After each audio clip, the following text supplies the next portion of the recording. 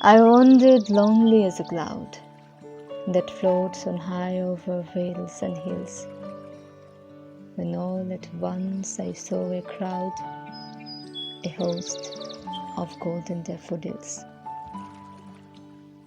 beside the lake, beneath the trees, fluttering and dancing in the breeze, continuous as the stars that shine and twinkle on the Milky Way.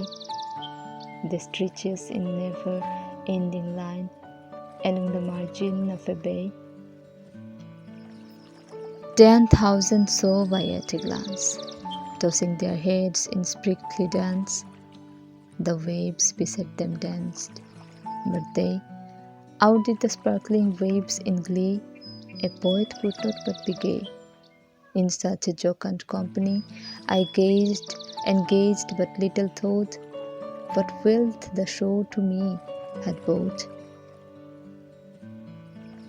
For oft, when on my couch I lie in vacant or in pensive mood, they flash upon that inward eye which is the bliss of solitude, and then my heart with pleasure fills and dances with the daffodils.